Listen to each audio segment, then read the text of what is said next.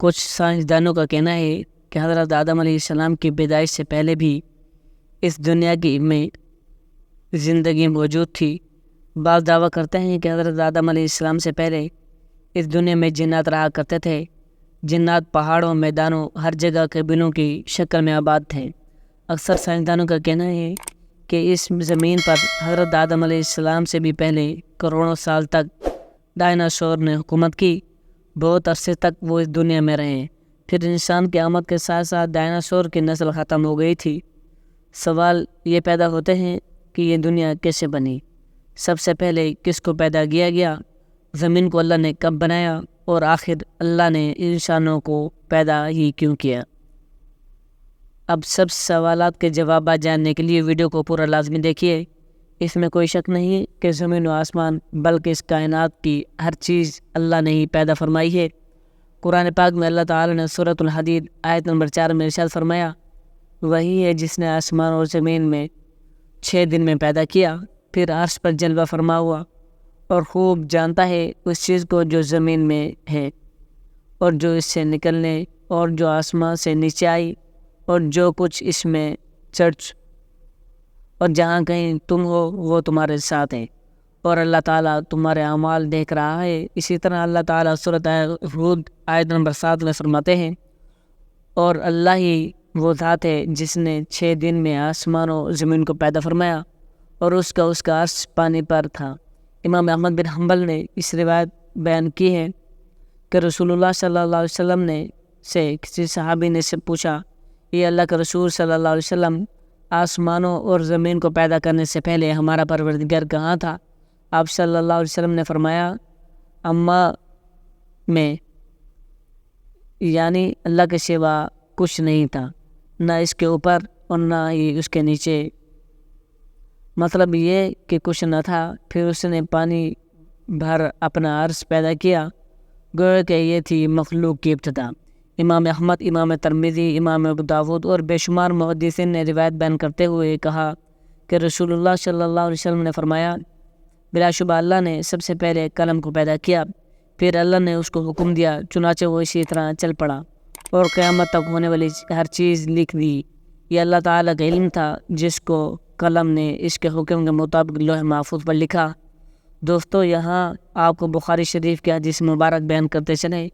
ایک دفعہ یمن سے ایک وفد حضور اکرم صلی اللہ علیہ وسلم کی خدمت میں حاضر ہوا اور وہ عرض کرنے لگی، اللہ کے رسول، ہم آپ کے پاس دین کو سمجھنے کے لیے حاضر ہوئے ہیں اور یہ ہمارا سوال ہے، اللہ نے سب سے پہلے کیا چیز پیدا کی تھی؟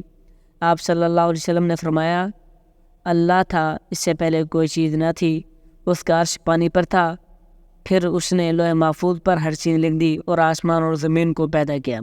یعنی ابتدا میں پانی پر عرش کی تخلیق ہوئی، پھر قلم کی پیدائش ہوئی، اس نے سب کچھ لکھ دیا۔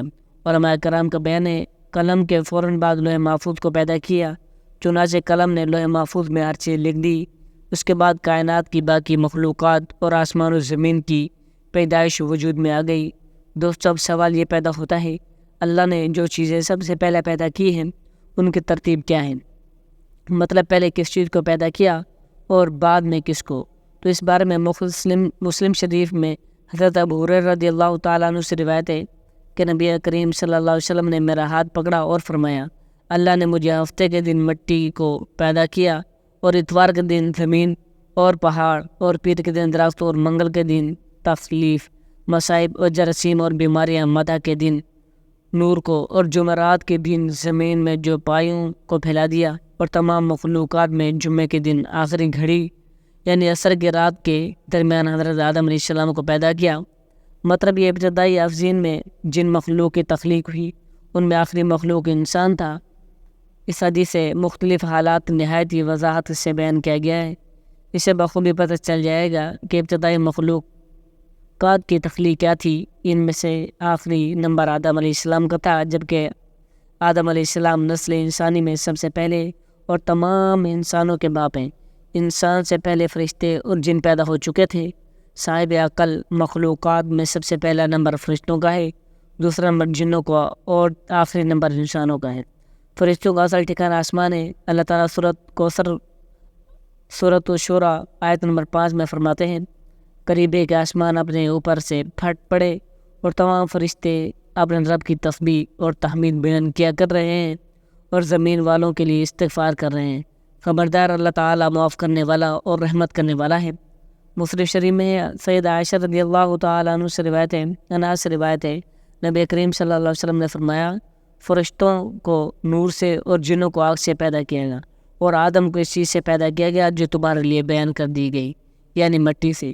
فرشتوں کی تخلیق کے بعد جنوں کی پیدا کیا گیا، جنوں کو بھی انسانوں سے پہلے پیدا کیا گیا تھا، جیسا کہ اللہ تبارک و تعالی نے سورہ حجرات آیت نمبر 27 میں فرماتے ہیں، اور اس سے پہلے جنات کو ہم نے لوالی آگ سے پیدا کیا۔ جنات کے بارے میں بھی بہت سے آیات حدیث میں موجود ہیں۔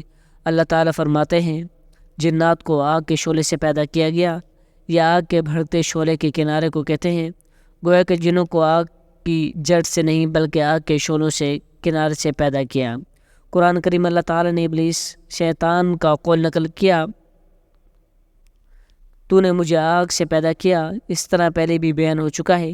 اللہ نے فرمایا، اس سے پہلے جنات کو ہم نے لو والی کی آگ سے پیدا کیا۔ جنات کی اصل اور بنیاد ابلیس ملعون بھی جنات میں سے ہے، اور اس مسئلے میں کسی کو تردد اور شبہ نہیں ہونا چاہیے۔ اس سے پہلے کہ قرآن میں ہے ابلیس جنون میں سے تھا، مطلب ہے کہ وہ فرشتوں میں سے نہیں تھا۔ حسن بصری رحمۃ اللہ علیہ فرماتے ہیں، وہ پلک جھپک کے برابر بھی فرشتوں کی جنس میں داخل نہیں ہوا۔ حضرت عبداللہ رضی اللہ تعالیٰ عنہما اور حضرت عبداللہ بن عباس رضی اللہ تعالیٰ عنہ فرماتے ہیں، وہ ہماری زمین پر رہائش پذیر تھے، لیکن جب جنات فتنہ فساد پہ مبتلا ہو گئے اور حد سے بڑھ گئے تو اللہ نے فرشتوں کا ایک عظیم الشان لشکر ان پر حملہ آور ہونے کے لیے بھیجا۔ فرشتوں اور جنات میں بہت زیادہ زبردست لڑائی ہوئی۔ اللہ پاک کے حکم سے فرشتوں نے جنوں کو شکست دے دی اور میدان سے بھاگ کھڑے ہوئے، اور انہوں نے سمندروں جزیروں میں پناہ لے لی۔ چنانچہ آج تک ان کے رہنے کی جگہ یہی جزیرہ، جنگلات اور پہاڑ ہیں۔ اس واقعہ کو 2000 سال بعد حضرت آدم علیہ السلام اور حضرت حوا علیہ السلام کو زمین پر اتارا، اور پھر ان سے تمام انسانت کی نسلیں چلی، اور ایسے ہی ایک دن اللہ رب العالمین اس زمین پر انسانوں کو دیا وقت ختم کر دے گا، اور جیسے ہی یہ دنیا بنے ایک دن ویسے ہی ختم ہو جائے گی۔ آخر میں دعا ہے اللہ تعالی ہم سب کو موت سے پہلے نیک عمل کرنے کی توفیق عطا فرمائے، آمین ثم آمین، جزاکم اللہ خیرا۔